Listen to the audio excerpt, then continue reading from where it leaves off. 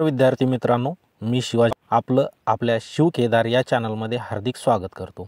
आज आपण चालू घडामोडीचे काही प्रश्नांचा सराव करणार आहे विद्यार्थी मित्रांनो। चला तर मग वेळ न घालता आपल्या पहिल्या प्रश्नाकडे। भारतीय रिझर्व्ह बँक ऑफ इंडिया म्हणजेच आरबीआयचे नवीन गव्हर्नर कोण बनले आहे? तर भारतीय रिझर्व्ह बँकेचे नवीन गव्हर्नर बनले आहे संजय मल्होत्रा। दुसरा प्रश्न मित्रांनो, संजय मल्होत्रा हे आरबीआयचे कितवे गव्हर्नर बनले आहे? तर संजय मल्होत्रा हे आरबीआयचे 26वे गव्हर्नर बनलेले आहे। तिसरा प्रश्न, रिझर्व्ह बँक ऑफ इंडिया म्हणजे आरबीआयचे सध्या याच्या अगोदर जे गव्हर्नर होते तर ते कोण होते? तर शशिकांत दास हे भारतीय आरबीआय बँकचे गव्हर्नर 25वे गव्हर्नर होते।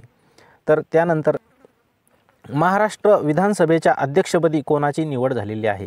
तर महाराष्ट्राच्या विधानसभा अध्यक्षपदी कोणाची निवड झालेली आहे? तर ते आहेत राहुल नार्वेकर। राहुल नार्वेकर यांची पुन्हा एकदा विधानसभेच्या अध्यक्षपदी निवड झालेली आहे। राहुल नार्वेकर यांची महाराष्ट्र विधानसभेच्या अध्यक्षपदी सलग कितव्यांदा निवड झालेली आहे? तर राहुल नार्वेकर यांची सलग दुसऱ्यांदा। पहिले गुगल सेफ्टी इंजिनियर सेंटर कोठे स्थापन करण्यात येणार? तर पहिले गुगल सेफ्टी इंजिनियर सेंटर कोठे स्थापन करण्यात येणार? तर ते आहे हैदराबाद। हैदराबाद येथे पहिले गुगल सेफ्टी इंजिनियर सेंटर स्थापन करण्यात येणार आहे। नंतरचा प्रश्न पाहूया मित्रांनो, आशियाई क्रिकेट परिषदेच्या अध्यक्षपदी कोणाची निवड झाली?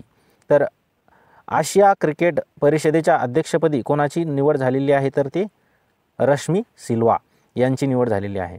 त्यानंतरचा प्रश्न पाहूया मित्रांनो, कोणाला NDTVचा प्रतिष्ठेचा मानला जाणारा इंडिया सेंचुरी पुरस्कार सन्मानित करण्यात आलेले आहे? तर गौतम सिंघानिया यांना NDTVच्या प्रतिष्ठेचा मानला जाणारा इंडिया सेंचुरी पुरस्काराने सन्मानित करण्यात आलेले आहे। त्यानंतरचा नवा प्रश्न पाहू मित्रांनो, महाराष्ट्रातील कोणत्या जिल्ह्यात पानपिंपाळ वनस्पती आणि हरभऱ्याला GI टॅग प्राप्त झालेला आहे? तर तो जिल्हा आहे मित्रांनो अमरावती। अमरावती हा जिल्हा विदर्भातील आहे। चला त्यानंतर आपण 10वा प्रश्न पाहूया, आंतरराष्ट्रीय भ्रष्टाचार विरोधी दिन कधी साजरा करण्यात येतो? आंतरराष्ट्रीय भ्रष्टाचार विरोधी दिवस हा कधी आहे? आंतरराष्ट्रीय भ्रष्टाचार दिन आहे 9 डिसेंबर। त्यानंतरचा 11वा प्रश्न पाहू मित्रांनो, भारतीय सशस्त्र सेना ध्वज दिन कधी साजरा करण्यात येतो? तर 7 डिसेंबर। नुकतेच कोणत्या अभिनेत्याला नटसम्राट बालगंधर्व जीवनगौरव पुरस्काराने सन्मानित करण्यात आलेले आहे? तर ज्यांनी काही काळ महाराष्ट्र गाजवलेला आहे असे अशोक सराफ यांना नुकताच नटसम्राट बालगंधर्व जीवनगौरव पुरस्काराने सन्मानित करण्यात आलेले आहे। त्यानंतरचा प्रश्न पाहू मित्रांनो, अमेरिकेतील फेडरल ब्युरो ऑफ इन्व्हेस्टिगेशन म्हणजे FBI संचालकपदी कोणत्या भारतीय वंशाच्या व्यक्तीची निवड करण्यात आलेली आहे? तर ते आहे काश पटेल। काश पटेल यांची अमेरिकेच्या federal bureau of investigation FBI संचालकपदी भारतीय वंशाच्या व्यक्तींची निवड म्हणून करण्यात आलेली आहे। तर त्यानंतरचा प्रश्न पाहू मित्रांनो, सय्यद मोदी आंतरराष्ट्रीय बॅडमिंटन स्पर्धेचा महिला एकेरी पदकामध्ये विजय कोणी मिळवलेला आहे? तर सय्यद मोदी आंतरराष्ट्रीय बॅडमिंटन पदक एकेरी बॅडमिंटन स्पर्धेमध्ये PV सिंधू यांनी मिळवलेला आहे। आणि त्यात सय्यद मोदी आंतरराष्ट्रीय बॅडमिंटन स्पर्धेच्या पुरुष एकेरीमध्ये कोणी विजय पटकावलेला आहे? तर ते आहे लक्ष्य सेन। कोणतं सेन? लक्ष्य सेन। त्यानंतरचा प्रश्न पाहू मित्रांनो, भारत आणि मलेशिया दरम्यान क्वालालंपूर येथे संयुक्त लष्करी सराव सुरू करण्यात येणार आहे, तर त्याला नेमकं नाव काय देण्यात आलं आहे? तर ते आहे हरिमाऊ शक्ती 2024। त्याच्यानंतरचा प्रश्न पाहू मित्रांनो, भारत आणि कंबोडिया देशांचे लष्कर यांच्यात सिम्बॅक्स या पहिल्या टेबल टॉप सरावाची सुरुवात कोठे आयोजित करण्यात येणार आहे? तर भारत आणि कंबोडिया यांच्यात लष्करी सराव होणार आहे, तर तो कुठं होणार आहे? पुणे येथे होणार आहे। त्यानंतरचा प्रश्न पाहूया मित्रांनो, अलीकडेच कोणत्या राज्याला प्रतिष्ठेचा स्कॉच पुरस्कार प्रदान करण्यात आलेला आहे? तर राज्य आहे मित्रांनो ते आहे आपलं राज्य महाराष्ट्र राज्य। नंतरचा प्रश्न पाहूया, कोणत्या वर्षासाठी भारतीय संयुक्त राष्ट्राच्या शांतता स्थापन आयोगाच्या अध्यक्षपदी निवड केलेली आहे, म्हणजे भारताची संयुक्त राष्ट्राच्या शांतता स्थापना आयोगाच्या अध्यक्षपदी निवड केलेली आहे, तर ते वर्ष आहे मित्रांनो 2025 आणि 26. 25 ते 26 पर्यंत पाहणार आहोत आपण. फॉर्च्यून पॉवरफुल बिझनेसमध्ये 2024 कोण पहिल्या स्थानावरती आहे, तर इलॉन मस्क हे फॉर्च्यून पॉवरफुल बिझनेस 2024 पहिल्या स्थानावरती आहे.